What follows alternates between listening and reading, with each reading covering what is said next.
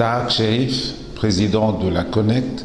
La Connect est un deuxième patronat né en 2011 en Tunisie, juste après la Révolution. Notre volonté, bien sûr, c'est de défendre les entreprises tunisiennes et étrangères établies en Tunisie, mais également d'en créer de nouvelles entreprises, notamment pour les jeunes, pour les femmes. Également, donner une autre image de l'entreprise, notamment de l'entreprise privée. Ce que nous voulons, c'est avoir un esprit entrepreneurial où les jeunes cherchent à créer leur entreprise, à créer plus d'initiatives dans les régions. Un point qui est important également pour nous, c'est les relations avec le monde, avec les pays voisins, avec le continent africain, l'Europe et les autres pays.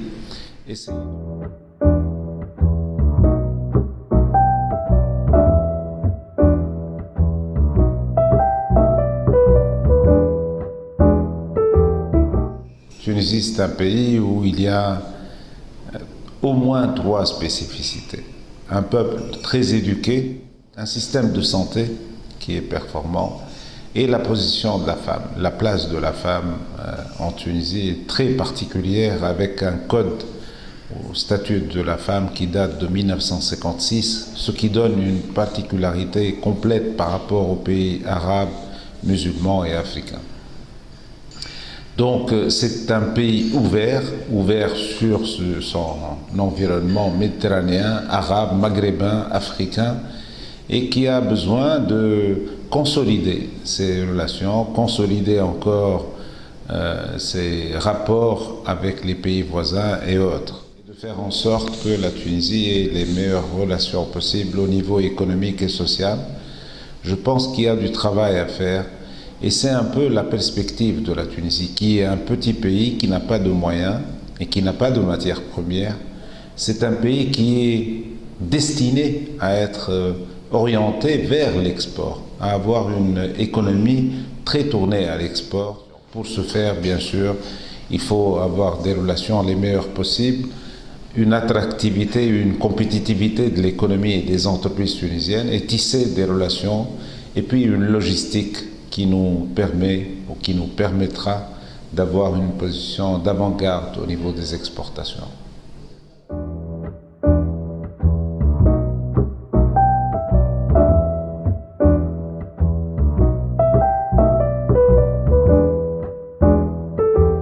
La Tunisie a besoin de valoriser un peu des filières. Nous avons des filières. Aujourd'hui, la Tunisie, en 2015, la Tunisie a exporté pour plus de 12 ou 13 milliards d'euros de produits manufacturés.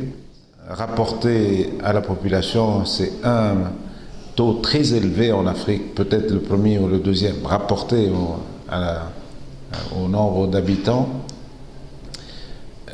Ça confirme ce que j'ai dit tout à l'heure, l'éducation, le système éducatif, la position de la femme, également un système de formation professionnelle performant. Je pense qu'on a encore beaucoup à faire dans ces secteurs, différents secteurs bien sûr, électronique, mécanique, TIC.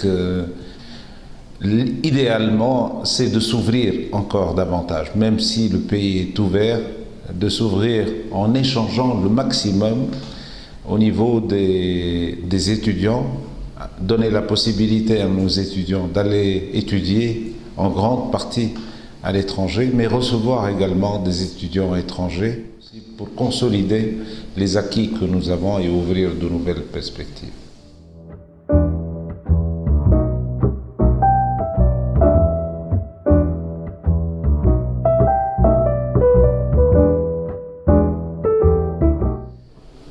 Les enjeux économiques, c'est essayer d'abord d'avoir le maximum de création de richesse chez soi, de tisser des relations de partenariat les plus forts possibles avec les pays voisins, entre les pays du pourtour méditerranéen, dans leur diversité bien sûr.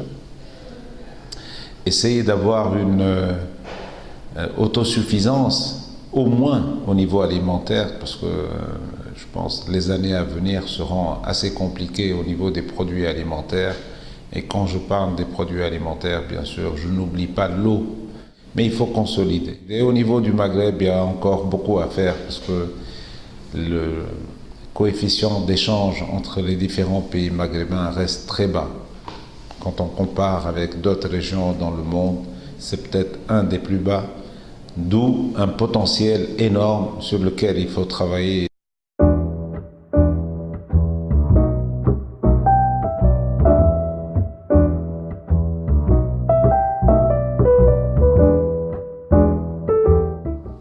Écoutez, le réseau Anima est une mine d'idées et de relations et de networking pour les membres de ce réseau. Vous avez accès à une diversité de personnes, plus d'une vingtaine de pays, je crois, où vous traitez, et vous voyez, vous écoutez, vous échangez, vous parlez, vous visitez des personnes équivalentes à vous, qui partagent un peu les mêmes valeurs, les mêmes envies, les mêmes objectifs. C'est très important. Le monde d'aujourd'hui, sans connaissance, sans avoir ces relations, ce networking, est compliqué. Et je pense que la relation que nous avons dans le réseau animal, les recherches, les idées qui sont projetées, les travaux qui sont effectués, sont des travaux qui sont absolument nécessaires et utiles pour tous les pays. Et ça peut donc stimuler les investissements, stimuler l'envie de partager, de s'ouvrir davantage.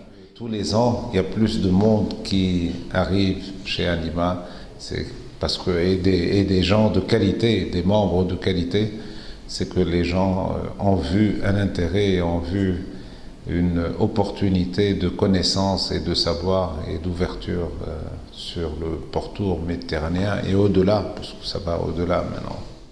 Je pense que personne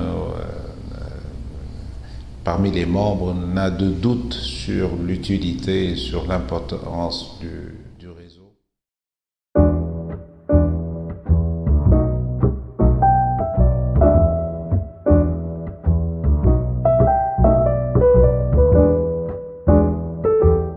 Moi, je pense qu'il faut qu'on s'ouvre un peu sur même sur des régions qu'on n'a pas connues pour le moment, parce que Anima aujourd'hui a une expertise, une expérience qu'elle peut partager avec des régions qui ont moins de développement économique que la région que nous occupons aujourd'hui, et on devrait leur donner la possibilité d'avoir l'accès à ces informations, à ces études, mais également il faut s'ouvrir vers de grands ensembles ou de grands pays aujourd'hui qui sont aussi intéressants et qui peuvent donner des perspectives intéressantes pour la région méditerranéenne.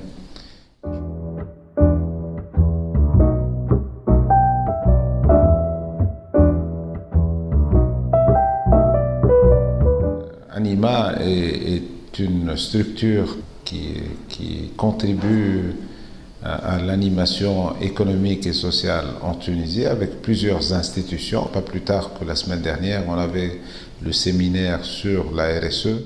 Diamed également, la semaine dernière,